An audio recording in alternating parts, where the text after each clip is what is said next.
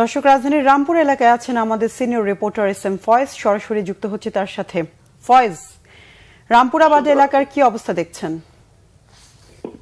যেবা আপনি এর আগে আমাদের সংবাদে যেমন তথ্য জানানো হয়েছে, রাজধানী ঢাকা একেবারে উত্তপ্ত, যেটা বলা চলে। এর মধ্যেই রাজধানীর রামপুরা, পাড্ডা, মিরপুর 10 নম্বর, উত্তরা, যাত্রাবাড়ি পরিস্থিতি খুবই খারাপ। ধাওয়া পাল্টা দেওয়া চলছে, গ্যাসের নিক্ষেপ হচ্ছে।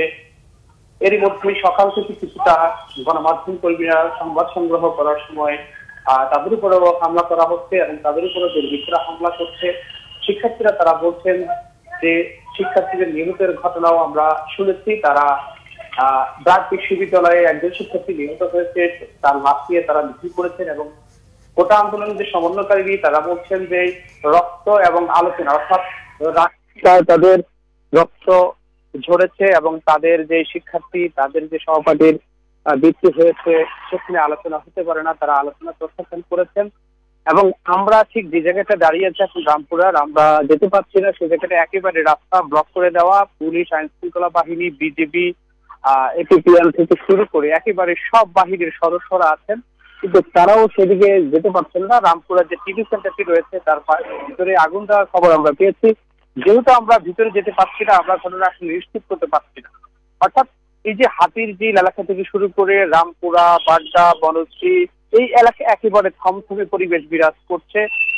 একেবারে থেমে থেমে ধাওয়া পাল্টা দেওয়া হচ্ছে, সংঘর্ষের ঘটনা ঘটছে। সাধারণ শিক্ষার্থীরা বলছেন তারা শান্তিপূর্ণ আন্দোলন করছেন, তাদের আন্দোলনে পুলিশ বিনা বাধায় একেবারে উস্কানি দিয়ে পুলিশ নিজেরাই টিয়ারশেল নিক্ষেপ করছেন, রাবার বুলেট ছুটছেন, গুলি ছুটছেন। তাতেই তাদের সহপাঠীরা আহত হয়েছে, নিহত হয়েছে। এভাবে চলতে পারে না। তারা তাদের যে শান্তিপূর্ণ কর্মসূচি, একেবারে শাটডাউন যে কর্মসূচি তারা পালন করছেন, সেই কর্মসূচি তারা একেবারে পুরো রাজধানী ঢাকায় একেবারে বলা চলে যে একেবারে যান চলাচল খুবই কম। বিশেষ করে যাত্রাবাড়ি এলাকায় গতকাল রাতেও দুর্বৃত্তদের সাথে ধাওয়া পাল্টা দেওয়া হয়েছে। আজকে কোটা আন্দোলনকারীরা সেখানে ধাওয়া পাল্টা দেওয়ার ঘটনা ঘটেছে।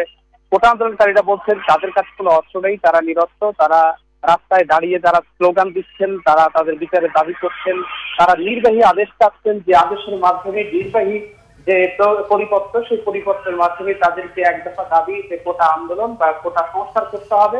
সেই আন্দোলনের সাথে আজকে তাদের আবার বেশ কয়েকটি ফয়েজ, ধন্যবাদ আপনাকে।